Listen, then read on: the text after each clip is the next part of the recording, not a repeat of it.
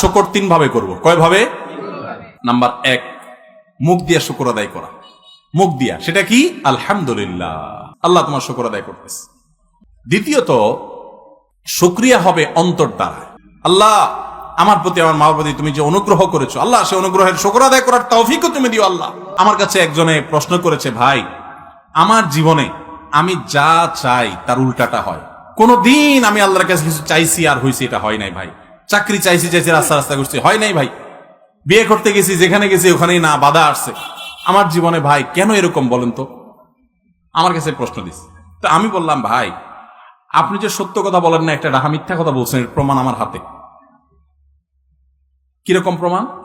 আমি বললাম, এই যে আপনি প্রশ্ন দিচ্ছেন আমার লাইভ প্রশ্নোত্তর অনুষ্ঠানে, শুক্রবার রাতে যেটা হয় 8টায়, আমার এই লাইভ অনুষ্ঠানে কোন কোন মাসে 25 থেকে 30,000 প্রশ্ন আসে। 30,000 প্রশ্ন আসে 1 ঘন্টায়। আমি উত্তর দিতে পারি 60, 70, 80, 90, বড় জোর 100টা দেওয়া যায় না। 1 ঘন্টায় কয়টা প্রশ্ন উত্তর দেওয়া যায়? প্রশ্ন আসে 25-30,000, কখনো কখনো এভারেজে তো 15-20,000 সবসময় আসে। তো আমি বললাম যে 25-30,000 মানুষের কমেন্ট থেকে আপনার কমেন্টটা আমার চোখে পড়ছে, আল্লাহ ফালাইছেন, আমি সেটা পড়ছি, তাহলে আপনি তো সবচেয়ে সাকসেস মানুষ আমি দেখতেছি। আপনি একটু আগে বললেন, আপনার প্রশ্নের মধ্যে আপনি লিখলেন যে ভাই আমি জীবনে যা চাই জীবনে তার উল্টাটা হয়, আমার কথা কোনোদিন পূরণ হয় না। আমাদের এই লাইভ অনুষ্ঠান 212-13টা পর্ব হয়ে গেছে এ পর্যন্ত। 4-5 বছর ধরে লাইভ করতেছি। এমন বহু লোক আছে যে 4-5 বছর ধরে চেষ্টা করে, বেচারার প্রশ্ন আমার চোখে আসে নাই। বৃষ্টির মতো প্রশ্ন আসতে থাকে ফেসবুকে, নিতে পারি না। আপনার প্রশ্নটা আমার কাছে আসছে, ধরা পড়ছে, আমি পড়তেছি, উত্তর দিতেছি। আপনি তো সৌভাগ্যবান মানুষ ভাই। আমরা এভাবে চিন্তা করি না, আমরা সব নেগেটিভ চিন্তা করি। গ্লাসের অর্ধেক পানি, বলি যে ভাই আমার গ্লাসটা অর্ধেক খালি, দেখছেন? আলহামদুলিল্লাহ বলেন। আবার আরেকজন এসে বলে, হুজুর আমার স্বামীটা পরকিয়া করে, 2 নম্বরই করে। আমি কই পিডে আপনারে? কয় না, সেটা করে না। আমি আলহামদুলিল্লাহ পড়ে। ইমানদার সব সময় খুঁজবে যে শুকরিয়ার জায়গাটা কি। আপনার ঘরে ঢুকছেন, ঢুকে দেখছেন হায় হায় চোর বেটা ঢুকে টাকা পয়সা, সোনা গয়না, মোবাইল সব নিয়ে গেছে। এখন দেখার পর খুব স্বাভাবিক মানুষ হিসাবে চান্দিত গরম হবে, মেজাজটা গরম হবে, মন তো খারাপ হবে। কিন্তু আপনি বুদ্ধিমান মানুষ হলে চিন্তা করবেন, আল্লাহ খাপটা নিতে পারেনি, আলমারিটা রয়ে গেছে, হ্যাঁ শোকেসটা নাড়তে পারে না, নাড়তে পারলে এটাও নিয়ে যেত, হ্যাঁ ফ্রিজটা নিতে পারে না, যাক আজকে যদি আগুন লাগতো এগুলো তো পুরো ছাই হয়ে যেত। আলহামদুলিল্লাহ সেই বিপদটা আমার হয় নাই। এখন আপনি বলবেন তাহলে আগুন লাগলে কি বলবো? আগুন লাগলে তখন বলবেন আল্লাহ যাক আমি তো বাঁচছি। কত মানুষ বাড়িতে ঘুমেছিল, আগুন লেগে বাড়িও পড়ে ছাই, সেও ছাই হয়ে গেছে, আছে না নাই? তো আল্লাহ তো আমাকে ভালো রেখেছে। ইমানদার সব সময় পজিটিভ পয়েন্ট খুঁজবে, খুঁজে আল্লাহ শুকর আদায় করবে। শুকর আদায় করলে আল্লাহর কোনো ঠেকা পড়ে না যে আপনার শুকর আদায় করলে আল্লাহ কোনো লাভ। আপনি শুকর আদায় করলে আপনি সুখে থাকবেন। কিভাবে সুখে থাকবেন? আপনার একটা বিপদের পর আপনি যদি হালকা হয়ে যান, তাহলে আপনি নির্ভর হয়ে যাবেন, আপনার পেরেশানি কমে যাবে। আল্লাহ আমাদের সবাইকে শুকরিয়া আদায় করার তৌফিক দান। তাহলে আমরা আল্লাহ শুকর আদায় করবো তো ইনশাআল্লাহ। শুকর 3 ভাবে করবো। কয় ভাবে? নাম্বার 1, মুখ দিয়া শুকর আদায় করা। মুখ দিয়া, সেটা কি? আলহামদুলিল্লাহ। মুখে কি বলা? আলহামদুলিল্লাহ, আল্লাহ তোমার শুকর আদায় করতেছে, আল্লাহ তোমার শুকর আদায় করতেছে।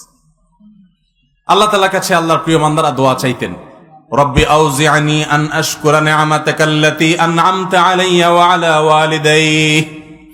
আল্লাহ আমার প্রতি, আমার মার প্রতি তুমি যে অনুগ্রহ করেছো, আল্লাহ সে অনুগ্রহের শুকর আদায় করার তৌফিকও তুমি দিও আল্লাহ। তোমার যেন শুকর আদায় করতে পারি, না শুকর যেন না হই। ভাইরা আমার, শুকর আদায় করার জন্য 1 নম্বর পদ্ধতি হলো মুখ দিয়া বলবো কি? আলহামদুলিল্লাহ, আলহামদুলিল্লাহ রাব্বিল আলামিন। মুখ দিয়া বলবো আল্লাহ শুকর, আল্লাহ শুকর। এটা একটা। দ্বিতীয়ত, শুকরিয়া হবে অন্তর দ্বারা। কৃতজ্ঞতা, আসল কৃতজ্ঞতা হবে কি দিয়া?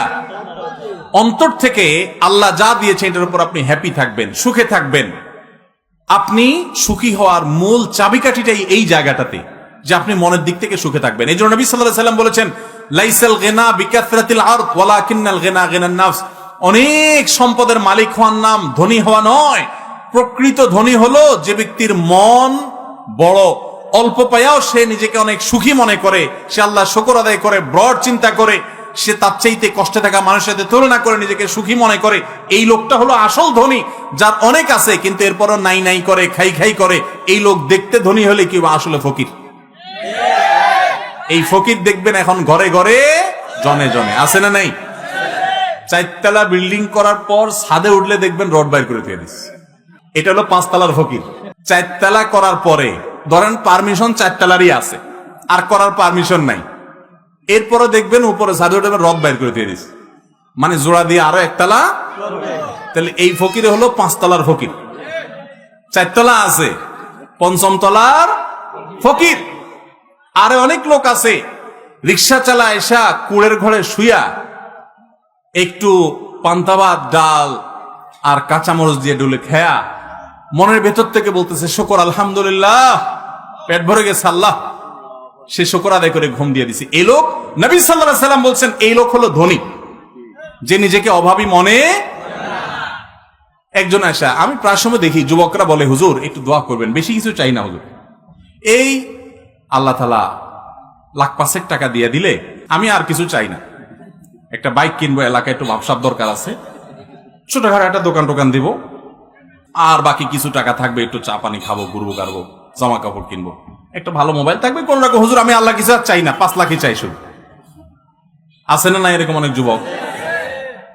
এই যুবক নির্বোধ, তোমারে আল্লাহ 5 লাখ দিয়া দিল, দিয়া 10 লাখের অভাব ধরাই দিল, এটা কি লাভের নাকি আল্লাহ 2 লাখ দিল অভাব 1 টাকারও দিল না? কোনটা লাভের? 2 লাখটা লাভের না? তুমি আল্লাহর সাথে পাল্লা দিয়া তো গোল্লায় যাবা, 5 লাখ আর 10 লাখ এরকম নাচাইয়া বুদ্ধিমান মানুষের কাজ হলো আল্লাহুম্মা ইন্নী আসআলুকাল আফিয়াহ, আল্লাহ আপনার কাছে আমি শান্তি চাই, সুখ চাই, সেটা আপনি কি 10 লাখ দিয়ে দিবেন না কোনো টাকা ছাড়া দিবেন সেটা আপনি জানেন, আমি কি চাই? সুখ চাই। আল্লাহ আমাদেরকে সঠিকভাবে দোয়া করার তৌফিক দান করুন। তাহলে ভাইরা, সম্পদ অর্জন করার নাম ধনী হওয়া নয়, ধনী হওয়া হলো মনের দিক থেকে নিজেকে কি মনে করার নাম? সুখী মনে করার নাম, যে আমি যেহালে আছি এভাবে সুখী। তাহলে ভাইরা আমার, আল্লাহর কাছে আমরা শুকরগুজার মানুষ হওয়ার জন্য এই মনের দিক থেকে ধনী হওয়া শিখতে হবে। যত কষ্টে থাকেন, আপনার চেয়ে আরো কষ্টে থাকা মানুষের দিকে তাকায়া সবর করবেন, ঢোক গিলবেন, সবরে মেওয়া ফলবেই ফলবে, আজ হোক আর 2 দিন।